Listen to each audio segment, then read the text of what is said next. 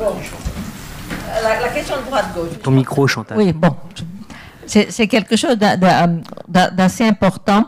Et bon, moi, ma position à ce sujet-là, c'est la suivante. Je crois qu'il faut... Ça dépend comment, à quel niveau on définit la droite et la gauche. Parce que je crois que quand on parle, évidemment, de construire un mouvement populiste, bon, il s'agit justement de construire... Enfin, moi, je m'appuie sur les analyses d'Ernesto Laclau dans La raison populiste, où il dit qu'au fond, le populisme, c'est la construction d'une frontière politique sur la base de ceux d'en bas contre ceux d'en haut. Donc, c'est évidemment très important. Et là, ça inscrit, c'est pour ça que j'insistais au début, que ça dépend aussi, on ne peut pas penser le populisme si on part d'une conception du politique comme étant la conception associative. Parce qu'alors là, franchement, le populisme en tant que construction d'une frontière, bon, ben, c'est pas, ça ne fonctionne pas. Parce que la conception associative n'admet pas que la question fondamentale du politique, c'est la construction du nous et du eux. Hein, bon, donc là, je crois que c'est important en fait, toute cette réflexion que nous faisons ici au niveau politique, elle s'inscrit dans le contexte d'une réflexion théorique, d'une approche qui est justement celle que nous avons développée dans Hégémonie et socialiste stratégie. Mais bon, donc, c'est la construction d'une frontière politique. Il y a plusieurs façons de construire la frontière politique. Par exemple, le marxisme construit la frontière politique sur la question bourgeoisie-prolétariat. Ça, ce n'est pas la façon de construire la frontière politique à la manière populiste. Donc, bon, Jean-Luc ne sera peut-être pas d'accord avec ça, mais en tout cas, moi, je crois que c'est important de voir. Donc, en fait, quand on va construire la frontière politique de type populiste, ça ne peut pas être construit sur la base de ce qu'est construit normalement le clivage gauche-droite.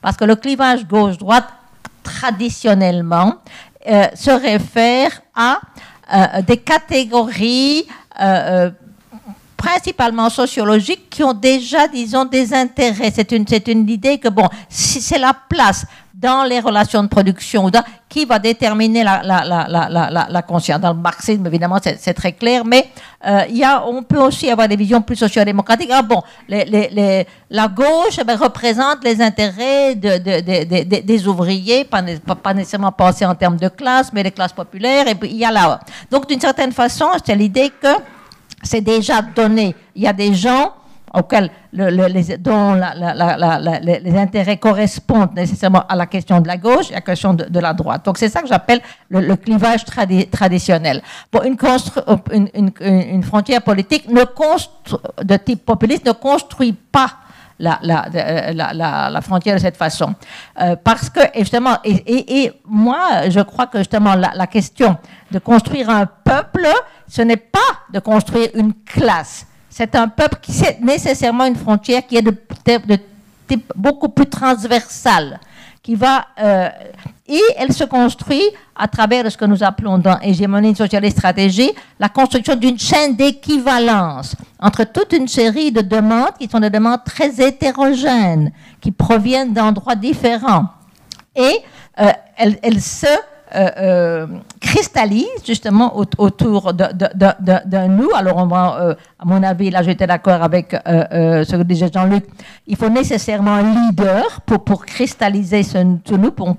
On pourra peut-être en discuter plus tard quand on arrive au moment des objections. Mais en tout cas, la construction de la frontière en termes populistes n'est pas la frontière traditionnelle droite-gauche. Hein, c'est une frontière qui, justement, met ensemble toute une série de demandes beaucoup plus hétérogènes. Mais ça ne veut pas dire qu'il faut abandonner la distinction droite-gauche, qu'elle n'est plus pertinente, mais elle est pertinente à un autre niveau. C'est-à-dire, elle est pertinente au niveau, justement, auquel je faisais référence déjà antérieurement. C'est ce qui va nous permettre de distinguer un populisme de droite et un populisme de gauche. Et je crois qu'aujourd'hui, bon là, j'ai pas mal de discussions en Espagne avec les gens de Podemos à ce sujet, parce que je crois qu'aujourd'hui, alors ils disent, oui, mais la catégorie droite-gauche, ce n'est pas des catégories qui sont universelles, ce sont des catégories qui sont propres à notre société. Et c'est vrai, par exemple, en Amérique latine, en général, les mouvements nationaux populaires, ce ne sont pas les mouvements qui sont identifiés comme étant de gauche. Par exemple, en Argentine, le kirchnerisme n'était pas identifié comme la gauche. Il y avait à côté de ça ce qu'on appelle la izquierda cipaya, c'est-à-dire la gauche qui veut mettre en place un modèle qui est inspiré de l'Europe principalement. Il y a toujours eu une lutte entre cette gauche et le national-populisme disons, de Kirchner. Moi, souvent, avec mes amis là-bas, ils me disaient, mais la gauche, j'ai dit, mais c'est pour moi, c'est vous la gauche. Et je crois qu'on a le même problème avec Correa. Donc ça, mais là, c'est parce que justement, dans le contexte latino-américain, ces catégories ne fonctionnent pas exactement de la même façon. Mais je crois que nous, ici, en Europe, on ne peut pas passer au-delà de la distinction droite-gauche. La distinction droite-gauche est encore quelque chose de symboliquement très, très important. Parce que, bon, finalement, l'idée de gauche est liée à l'idée de l'égalité, de la justice sociale. Et la droite, c'est plutôt la question de la liberté. Il y a un magnifique petit livre de Norberto Bobbio à ce sujet, justement, où il dit, gauche-droite, quoi ça signifie. Dans notre imaginaire, il y a des valeurs qui sont liées à la question de la gauche, l'extension de la démocratie, la justice sociale et la droite. Donc, c'est pour ça, à ce niveau-là, c'est pour ça que j'insiste que moi, je défends un populisme de gauche. C'est-à-dire un populisme qui va vraiment développer, radicaliser la démocratie. Et il y a d'autres formes de populisme. Et je crois que, bon, le populisme de Marine Le Pen, c'est un populisme, mais c'est un populisme c'est-à-dire qui construit un peuple, hein, qui veut donner une voix à un peuple, mais elle le construit d'une façon, justement, qui n'est pas celle qui défend les valeurs démocratiques de liberté et d'égalité. Donc, je crois que c'est important de voir que la frontière ne se construit pas sur la base de traditionnellement, parce que c'est vrai, on a dit, la gauche, des catégories de gauche, et qui correspondent d'une certaine façon, c'est comme un socle sociologique. Bon, ces gens-là, ça représente la gauche. Moi, je crois qu'aujourd'hui, en fait, et ça, c'est lié évidemment beaucoup au développement du capitalisme financiarisé, qui, et je l'annonçais au début, finalement, nous offre aujourd'hui, ça a évidemment des quantités d'effets complètement négatifs, mais il y a un effet positif. Je crois qu'aujourd'hui, en fait, il y a beaucoup plus de gens dans différents secteurs sociaux qui peuvent se reconnaître d'un projet, Jean-Luc appelle ça un projet citoyen, moi j'appelle ça populisme de gauche, parce qu'au fond, à la différence de l'époque fordiste, hein, où c'était principalement en tant qu'on était ouvrier qu'on travaillait à la chaîne, qu'on était sous l'effet de la domination capitaliste. Aujourd'hui, nous sommes tous, d'une certaine façon, assujettis à la domination capitaliste, même tous ceux qui n'ont rien à voir, si vous voulez, avec les entreprises. Parce qu'on est tous les politiques de privatisation. Donc, il y a en fait la possibilité de gagner à une cause d'émancipation, une cause de gauche, de justice sociale, toute une série de secteurs qui sociologiquement étaient en fait considérés comme étant, ah non, ça c'est le terrain de la droite. Et par exemple, il y a une chose que je toujours trouvé très intéressante chez Podemos, c'est quand il disait, mais nous, on ne veut pas parler uniquement aux gens qui sont considérés, qui votent traditionnellement à gauche. On considère qu'il y a toute une série de gens qui ont voté toute leur vie mais pour le Parti populaire, on veut les gagner aussi. On considère que ces gens-là sont aussi soumis à la domination, aux effets, si vous voulez, des politiques. Donc, on veut les gagner. Donc, d'une certaine façon, je dis que ces politiques néolibérales créent je pense au terme anglais, une constituency, beaucoup plus de gens qui sont qu'on peut gagner un projet de gauche. Et c'est pour ça qu'en fait, on ne peut pas dire, la frontière, on l'établit sur la base de ceux dont on considère que leurs intérêts sont ceux qui normalement correspondent à la gauche.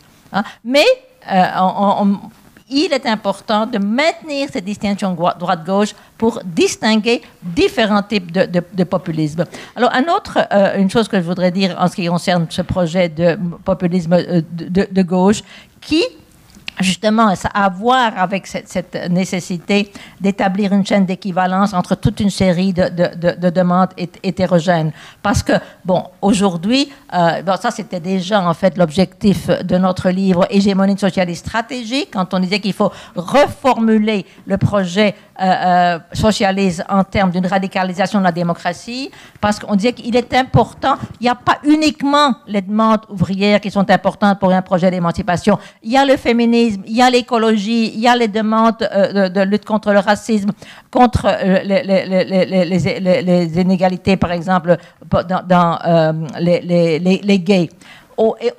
C'est pour ça qu'on parlait de la nécessité d'établir une chaîne d'équivalence entre toutes ces demandes. Cette chaîne d'équivalence entre toutes ces demandes, c'est ça qu'on appelle à construire un peuple. Donc c'est pour ça que je crois que les catégories traditionnelles du marxisme ne fonctionnent plus aujourd'hui si on veut penser à un projet émancipateur. Parce qu'il y a beaucoup de demandes démocratiques qui viennent d'endroits complètement différents du processus productif. Et qu'il est vraiment important d'articuler toutes ces demandes. Et une conséquence de ça, c'est que je crois que il est important de voir que ce mouvement, je préfère mouvement parce que je ne considère que le populisme de gauche, ce n'est pas quelque chose d'un parti, c'est d'un mouvement, mais qui peut avoir une dimension parti, mais qui doit établir une synergie entre les mouvements sociaux et la dimension plus traditionnelle de parti. Parce qu'en fait, beaucoup de ces demandes qui doivent être articulées dans la création de ce peuple, de ce nous, de cette volonté collective progressiste, elle s'exprime à travers des mouvements sociaux. Et il faut pas, n'est pas possible, c'est pas non plus quelque chose qu'il faudrait désirer de mettre tout ça ensemble dans un parti. Donc je crois qu'il est important de voir, de trouver des formes d'établir une synergie entre ces mouvements sociaux et une forme, disons, plus traditionnelle de parti, parce que, alors là c'est une différence que j'ai par exemple avec toute une série de gens de gauche qui sont très horizontalistes, qui considèrent qu'au fond c'est uniquement au niveau des mouvements sociaux qu'on va pouvoir transformer la société, et que tout ce qui a à voir avec la lutte de transformation de l'État, c'est quelque chose qui est négatif, nécessairement. Et par exemple, c'est pour ça aussi que je suis très critique de la perspective qui est développée par Antonio Negri et Michael Hart, c'est ce qu'ils appellent exodus, désertion. On va pas essayer de transformer les institutions, on ne va pas, l'État, tout ce qui est parti, syndicat, tout ça, on ne va pas s'y mettre, on va construire une société différente en dehors. Bon, moi, je crois que je défends plutôt une stratégie inspirée de Gramsci de la guerre de position. Il faut s'impliquer dans les institutions. Il faut s'impliquer pour les transformer. Il faut essayer d'arriver au pouvoir pour transformer l'État. C'est pour ça, par exemple, la stratégie de Syriza en Grèce ou la stratégie de Podemos, qui sont des stratégies de transformation. C'est très différent de ce que peut être un mouvement social-démocrate. Par exemple, social-démocrate, c'est être dans les institutions, mais pas pour les transformer. C'est vraiment la reproduction. À l'autre extrême, on a la gauche de gauche, la gauche radicale, qui, elle, veut, au contraire, ou bien ne pas du tout s'impliquer dans les institutions, ou alors vraiment les mettre, les casser, les mettre... Bon, je crois qu'une stratégie de populisme de gauche, c'est justement une stratégie on dit non, nous on veut arriver au pouvoir. On veut arriver au pouvoir pour pouvoir transformer la société. Mais ça implique d'avoir donc une dimension parti, ce que on appelait la machine de guerre électorale à Podemos, mais aussi la dimension mouvement social. Donc je crois que c'est vraiment important. Donc on voit que le populisme de gauche, c'est au fond une façon de réimaginer la gauche.